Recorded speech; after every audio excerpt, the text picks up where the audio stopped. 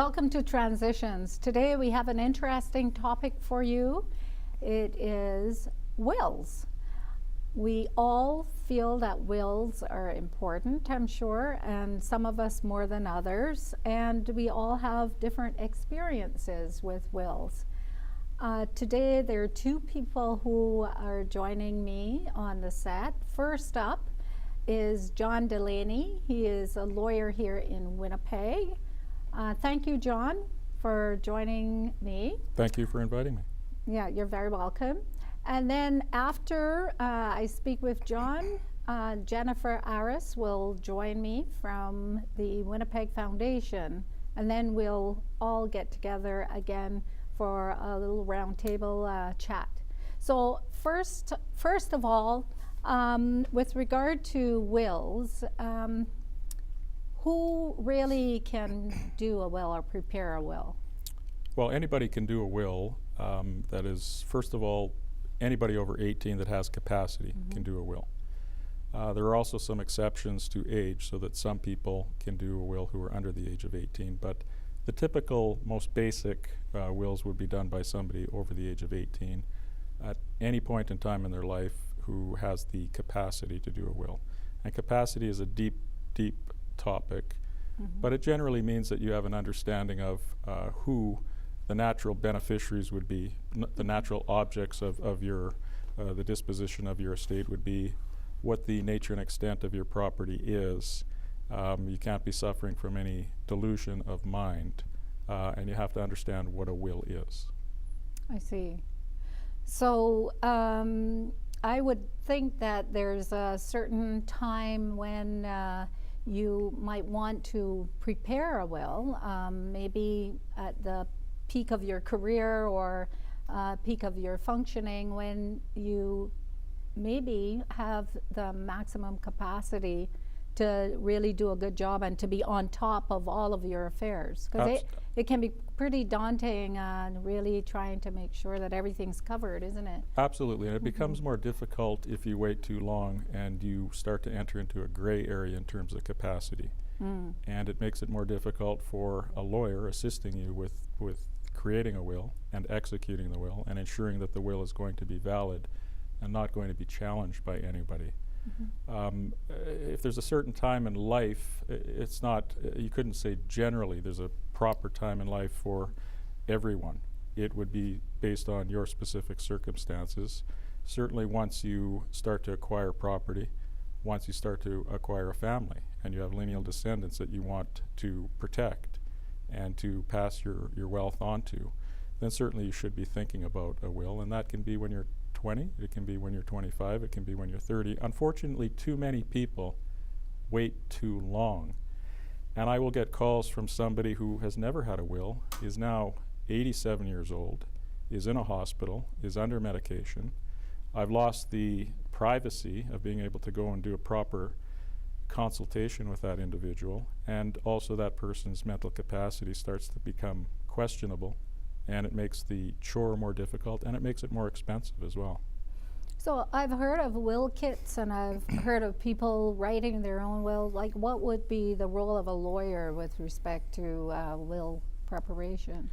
Well, a lawyer, I think, is an instrumental part of estate planning, because most people just don't think of many of the aspects of estate planning. I've had people who have had disabled children, children who would not be able to manage their own money, who come to me and say, I've got an $800,000 estate, and they just want to give their estate to their two children, one with capacity, one without capacity. And I just mentioned to them the fact that one of their children with Down syndrome, how is that person going to manage a $400,000 estate on their own? And the person will look at me and say, oh, I never thought about that. It's a loss of considering strategies by not using a lawyer. You can do your own will. You can do a holograph will. A holograph will is valid in Manitoba, and that's a will that's in your own handwriting with your signature at the end of it. It's a valid document. But as I said, a lot of the problems with that is the failure to adequately consider options and strategies and things that you maybe need a little bit of guidance on in thinking about before you put in into place a proper estate plan. So you're not really saying that the individual who is, let's say, has a disability might not be entitled to that portion, but how to position it so as to maximize their use of Absolutely. the estate, right? Absolutely. Yeah. So some things people don't think about is they might have a child who needs protection because they're a gambler, they have drug addictions. And we're not trying to prevent money from flowing to that individual. It's just flowing to the individual in a way that will enhance their life and not be a danger to them. And with a person with a disability, that means allowing somebody else to manage funds for them when they might not be otherwise able to do so. So receiving an inheritance can also put a person offside of social assistance programming that is vital to that individual's well-being. So there are ways to get around that, and usually a lawyer's involved in advising that person and helping them put that structure into place. So could you make a comment about, I believe it's called Homesteads Act, and how that might play out in a will? So I think what you're referring to is, in Manitoba we have a Homesteads Act, and under the Homestead Act, a married couple have homestead rights to the marital home. The homestead rights include the ability to live in that house for the rest of their lives, whether they're the registered owner of the property or not, the legal registered owner of the property or not. And it also provides that person with the right to prevent the disposition, mortgaging, or sale of the property during their life. Now, from an estate planning context, if a person, the wife, owns a house, it's registered in her name. She's living in the house with her spouse. Her spouse has a homestead right, so that if the wife dies, any gift or attempt by her to gift the house to somebody else is subject to the spouse's prior homestead rights, meaning that he can continue to live in the house for the rest of his life or until such time as he chooses to terminate voluntarily his homestead right and prevent any beneficiary of the house from coming in and kicking him out or taking over the house. So a spouse can gift a house to others subject to the homestead right, and it goes a lot deeper than that. Yeah, there are also other statutory rights that spouses have and dependents have to the estate of individuals. So, you know, it's really interesting because this particular topic of wills is just so vast, eh? There's so much information out there that, you know, it is good to get professional advice if you can, and you know, try to see whether your estate's small or not. Am I correct there in thinking that whether you have like $1,000 or $100,000 that will be left behind after you're gone, that you should really look at getting some help with preparing a will? Well, certainly I have a vested interest in that question, I honestly believe that yes, you can avail yourself of advice, especially of an individual lawyer who focuses their practice in estate planning. And when you do so, it opens up opportunities and strategies that you might not have thought of, which will, as I said before, which might assist you with protecting beneficiaries, with maybe reducing probate charges that are payable on your death for probating a will. That might allow you to make gifts to charities and consider strategies with respect to distributions of your estate that without a will are going to be determined in accordance with intestacy law in the jurisdiction where you die. So in Manitoba, if you don't have a will, your estate is distributed, the manner of its distribution is out of your hands. The government has determined under the Intestate Succession Act who gets your property. And with that too, some people do elect to give as they are alive, and The next guest that's up is Jennifer Aris, and I'm going to chat with her, and then we can continue on with some of the discussion as a group. So I'll just take a pause right now and a little break, and we'll be right back with Jennifer.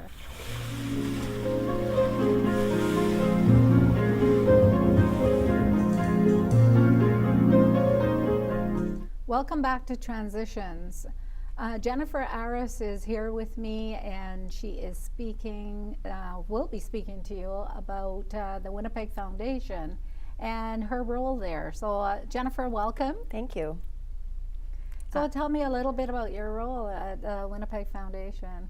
So I'm the Student Award Specialist at the Winnipeg Foundation, and I deal primarily with individuals, groups, families that want to set up scholarship and bursary funds.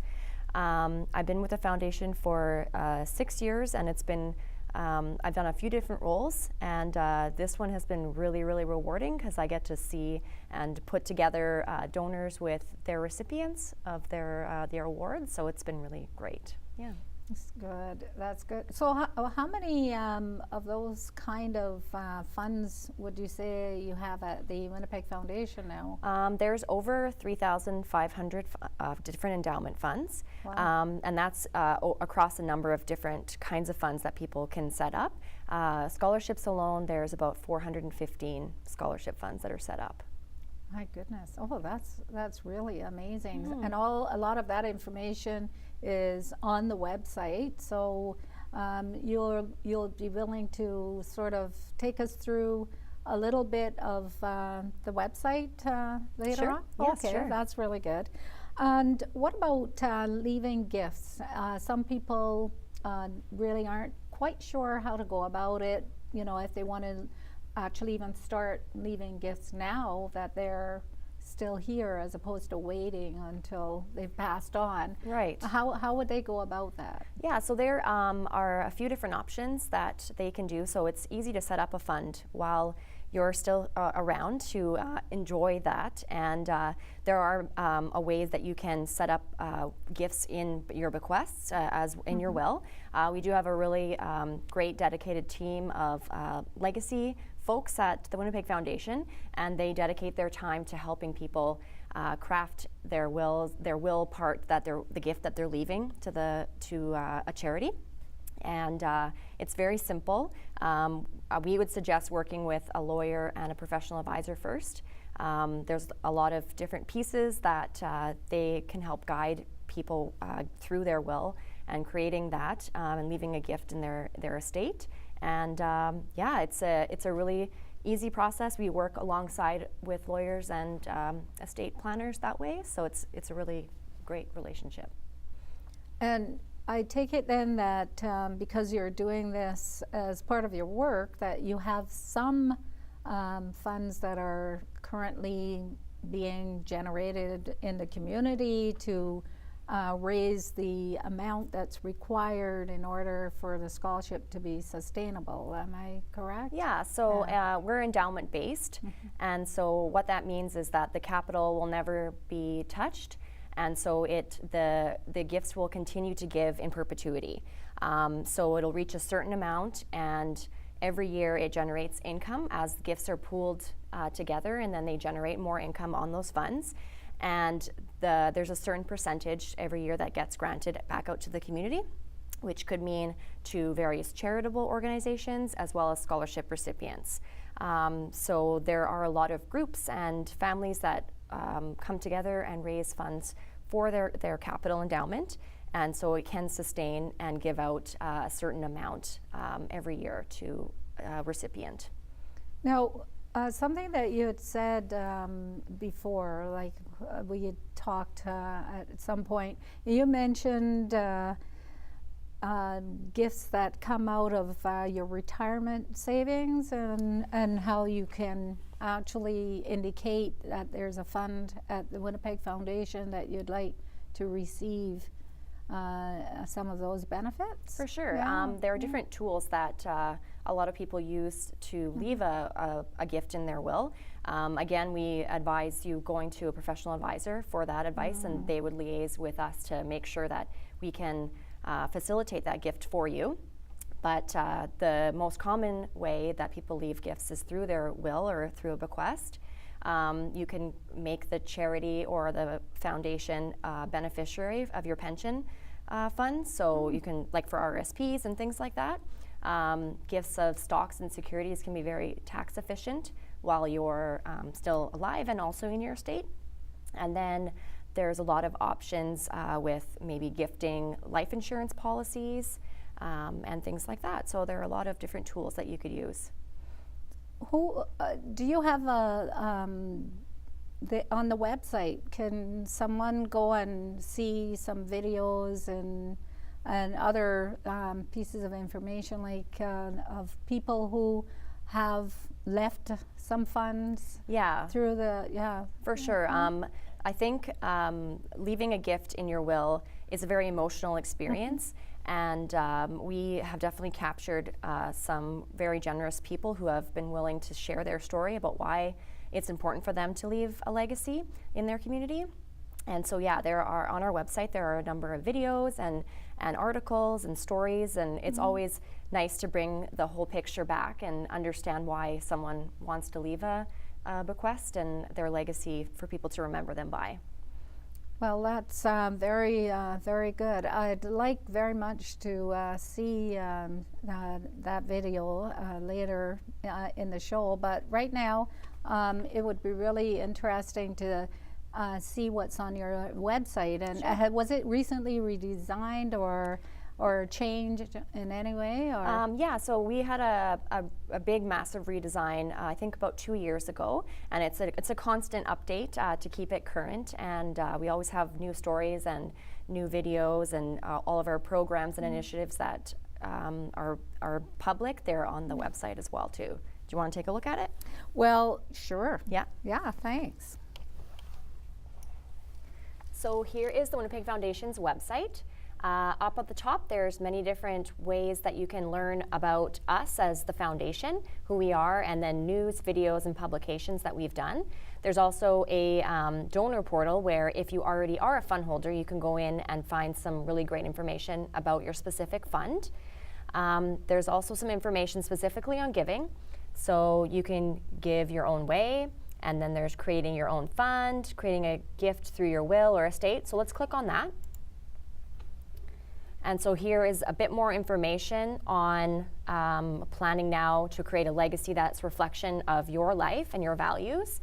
You can also make a gift at any time to any fund at the foundation by clicking on the little button in the right-hand corner, Make a Gift.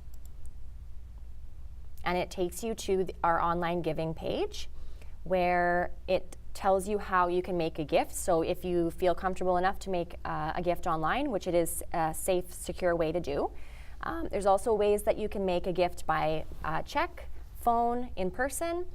You can give through our US account as well.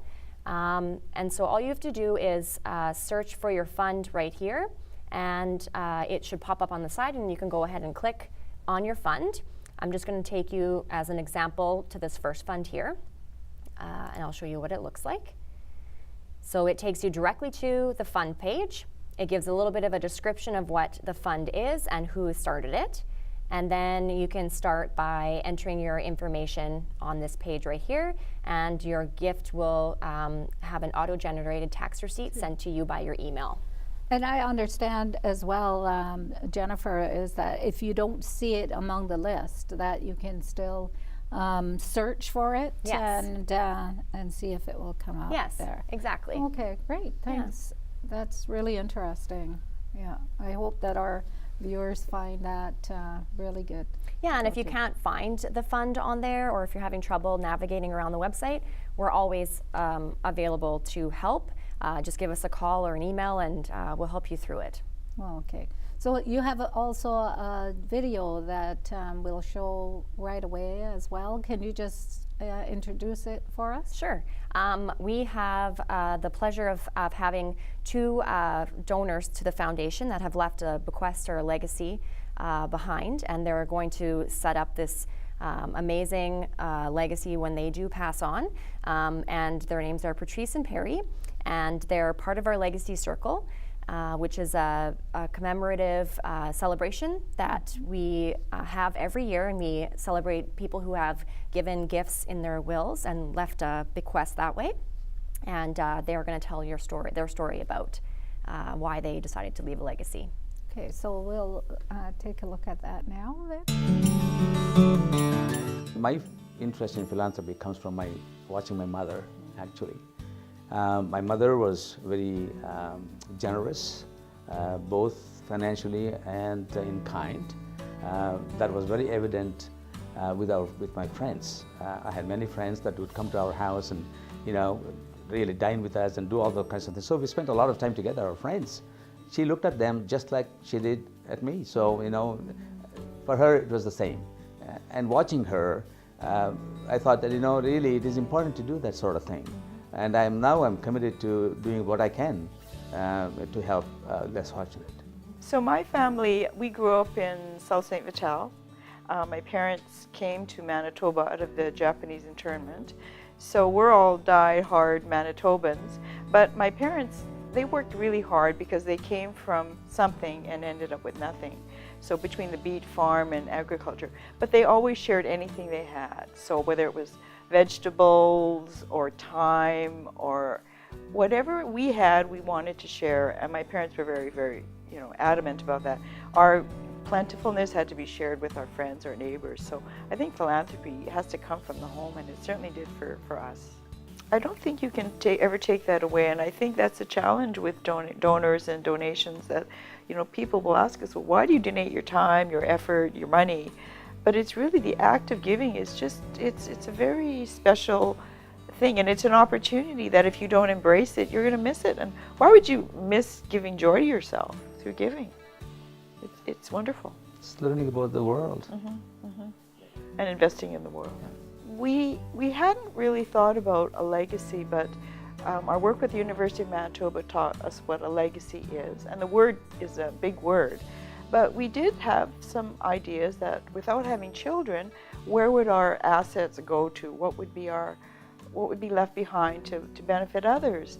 And so the whole idea of legacy was to sort of pay forward and prepare that, our gifts of caring, compassion, would carry on after we're gone. We may not be remembered for who we are as humans, but that financial gift will plant a seed, and that seed will make our community better. We wanted our commitment and contribution to continue even when we were not here. And I think the one way to do that is really to have a legacy gift in our wills. Our initial introduction to the Winnipeg Foundation was quite unique. We were in the process of redoing our wills. We met with a lawyer, and we were really struggling with what to do with our legacy after we pass on. And she suggested, we were struggling with who would we trust, who would we believe would follow our ideals forward in the future. And she suggested we investigate the Winnipeg Foundation. So with her wise advice, we did, and we found this natural match between what we wanted to do and what the foundation does now and probably will do in the future. So it was like this serendipitous thing that just gave so much meaning to our legacy. It was great. Yeah, making this world a better place. Yeah. It's an important thing.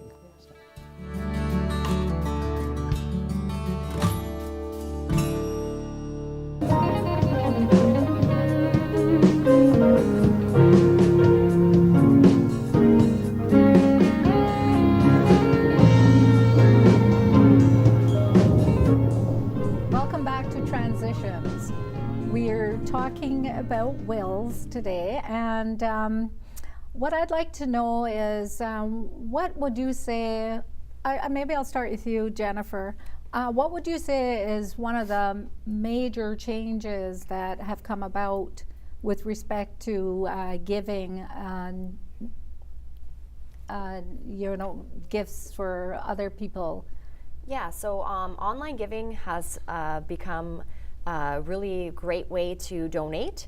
You can give directly to a fund that is near and dear to your heart. You can create a fund while you're still around and willing to be part of it while you're still alive.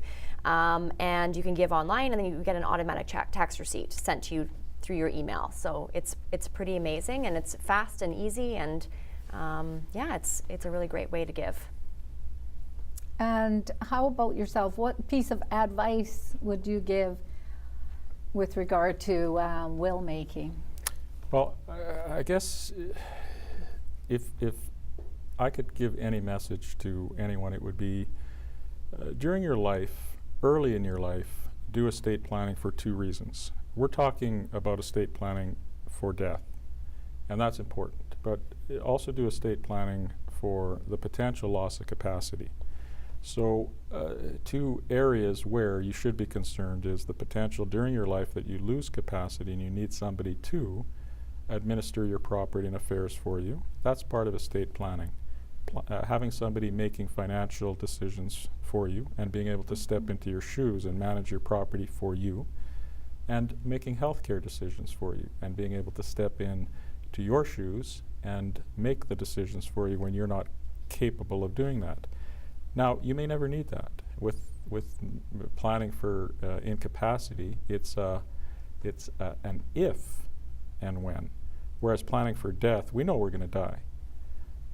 So it's a kind of a two-pronged message that I would like to extend, and that is at an early point in your life, and not waiting until the last moment when you're lying in a hospital bed under medication, is plan for the potential for loss of capacity and plan for the death so that you can have somebody able to manage your affairs for you and make decisions for you during your life, and so that you can distribute your estate after your death in a manner that you want, that gives you the full control and decision-making authority.